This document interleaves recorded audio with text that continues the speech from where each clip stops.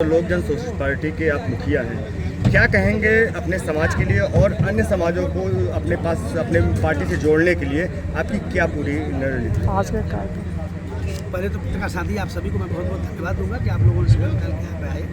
इसके लिए आप सभी का बहुत बहुत धन्यवाद। हृदय से आभार। आपका जो सवाल है सामान्य पत्रकार साथी, जब तक हम लोग जाति और धर्म से ऊपर नहीं उठेंगे, दल से ऊपर नहीं उठेंगे, तब तक मजबूत राष्ट्र का निर्माण नहीं होगा। तो मैं आपके चैनल के माध्यम से मैं पूरे भारत के जनता से निवेदन करूंगा कि जाति धर्म की राजनीति ना करें, कभी भी मंदिर मस्जिद की राजनीति ना करें और अपने आने वाले कल, अपने आने वाले भविष्य, उज्जवल भविष्य के लिए वोट दे, सरकार बनाए और उसमें कभी भी जाति भेद न करें। विश्वकर्मा भाई हों और या किसी अन्य समाज के लोग हैं, सभी लोग मिलके एक स्वच्छ राष्ट्र बनाने के लिए, एक मजबूत राष्ट्र बनाने के लिए जो पार्टी मजबूती से काम करे उसका साथ दें। जैसे आपने देखा होगा मुंबई समेत कई जगह ऐसे ऐसे कांड हुए हैं विश्वकर्मा समाज के ही ऊपर, ऐसी उनकी दर्दनाक हत्या को अंजाम दिया गया है, उस पर आप क्या बोलेंगे? ये तो सरकार का फेलियर है कि विश्वकर्मा समाज क्या वोट नहीं देती क्या?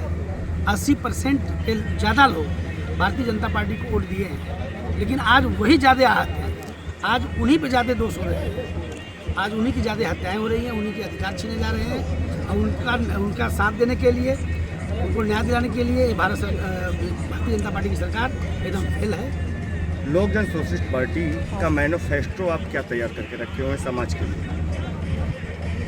लोक जन सोशलिस्ट पार्टी का विश्वकर्मा समाज के साथ साथ सर्व समाज के लिए एक ही मैनिफेस्टो है कि सबको समान अधिकार मिले, सबको समान शिक्षा मिले, सबको समान न्याय मिले, सबको समान चिकित्सा मिले, किसी के साथ भेदभाव ना हो, किसी के साथ पक्षपात ना हो। देश और क्षेत्र की जनता का आपका संबोधन क्या होगा जिससे देश की जनता आपसे जुड़ सके? देखिए, देश की जनता से मैं अपील करूंगा कि आप डॉक्टर भीमराव अंबेडकर साहब ने जो ताकत दिया है, वोट की ताकत, क्योंकि अब राजा माँ के पेट से नहीं पैदा होता, अब हमारे दिए हुए जो बाबा भीमराव अंबेडकर साहब ने वोट दिया है उसकी ताकत से बनता है, तो हमारे वोट से बनता है। सर, अभी देवरिया में राजू विश्वकर्मा की हत्या हुआ, गलत काट दिया गया है, उस मामले में क्या कहेंगे?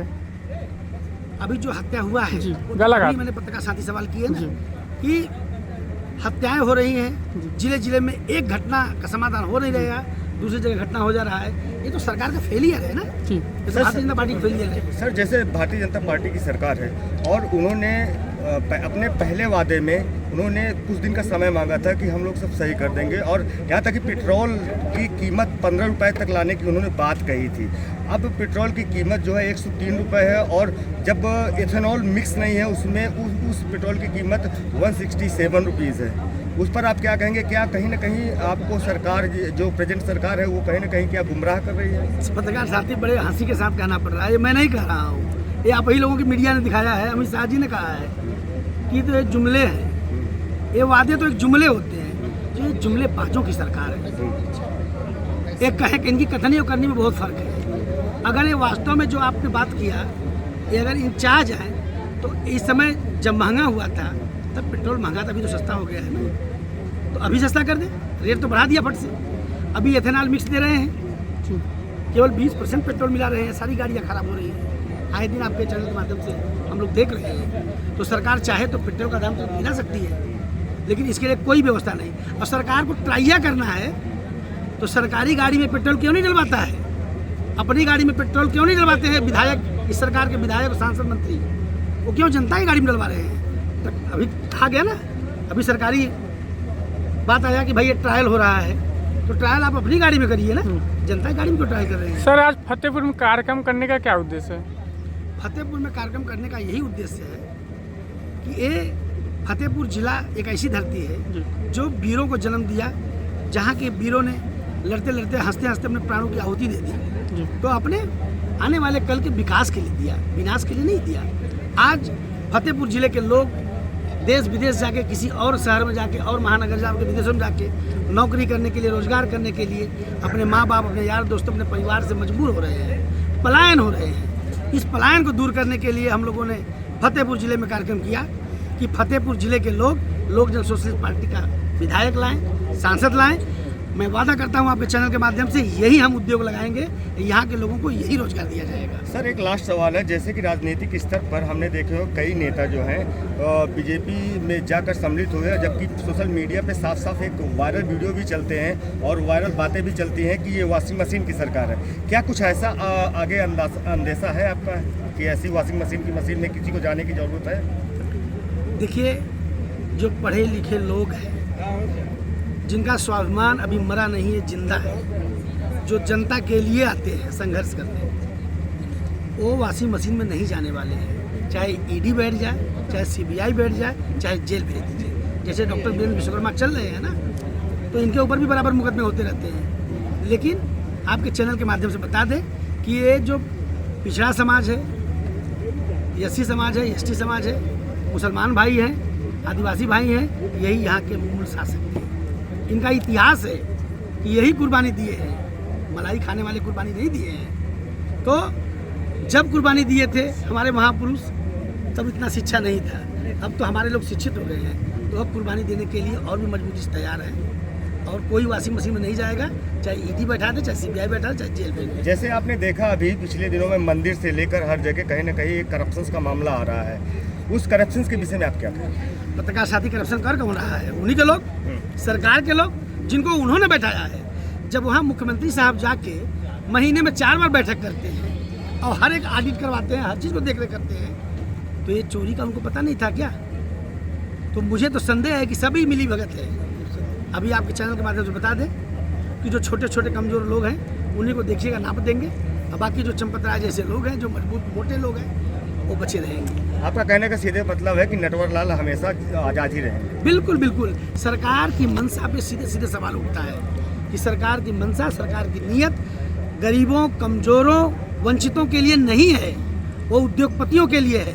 नहीं केवल मुट्ठी भर लोगों के लिए न्याय, रोजगार, अधिकार नहीं होता।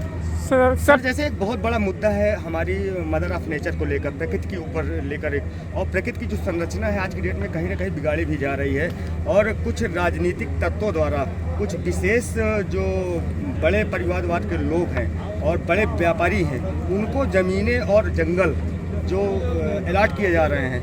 क्या लगता है आपको कि ऐसे अगर होता रहेगा तो क्या आप लोग इसके खिलाफ आवाज़ उठाने का? और बिल्कुल पत्रकार साथी आवाज़ उठाते हैं। अभी अडानी को फिर एक जंगल देने जा रहा है सरकार, तो आओ जंगल देके वहाँ के आदिवासियों को जान से मारा जा रहा है, भगाया जा रहा है।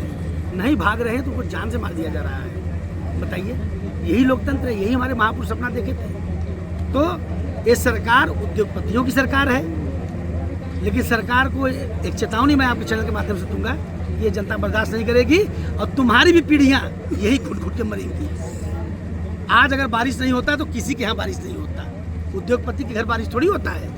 अगर गरीब के घर बारिश नहीं होती है तो उद्योगपति के भी घर बारिश नहीं होती है, क्योंकि ये प्रकृति कभी भेदभाव नहीं करती, ये प्रकृति कभी अमीरी और गरीबी नहीं देखती। इसलिए जो यहाँ के नेता हैं, जो प्रधानमंत्री, मुख्यमंत्री हैं, जो उद्योगपति हैं, ये याद रखें कि इनको अलग से ऑक्सीजन नहीं बनने वाला है। सर पंचायत चुनाव अभी इतना लेट क्यों हो रहा है? पंचायत चुनाव, हाँ जी, पंचायत चुनाव को लेकर तो हम लोग बराबर बोल रहे हैं। बताइए, पंचायत चुनाव का जो अवधि था, समय था, वो खत्म हो गया।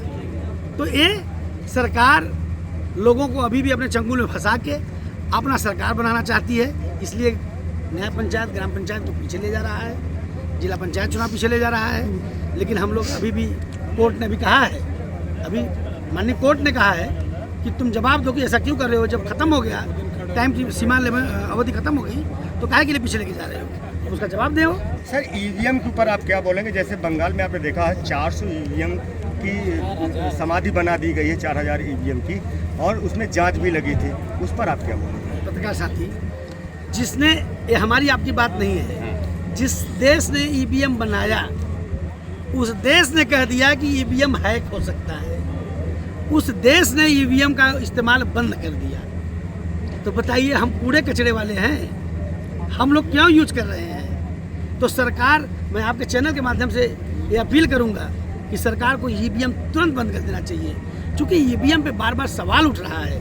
लेकिन ये सरकार निर्लज्ज सरकार है, बेशरम सरकार है, बेया सरकार है, इसके आंखों पे पट्टी लगा हुआ है। ये महात्मा गांधी, जैसे कहा गया था ना कि महात्मा गांधी के 3 बंधन, तो वही ये सरकार है कि है हत्या हो रहा है तो आँख पे पट्टी बांध ले रही है, कान से बहरे हो जा रहे हैं, सर मुंह से बोल नहीं पा रहे हैं। सर पेपर लीक हो जा रहा है, क्या कहेंगे पेपर लीक? पत्रकार साथी, पेपर लीक के मामले में तो बहुत ही जघन्य बात है, ये जघन्य अपराध है, ये एक हीनियस क्राइम है। जो बच्चा साल भर तैयारी करता है, दिन रात जाग के पढ़ाई करता है और वो सरकार पेपर लीक हो जा रही है, उसको पता नहीं लगवा रहा है, उसको जेल नहीं भेज पा रहा है, बार बार एग्जाम हो रहा है। ये क्या है?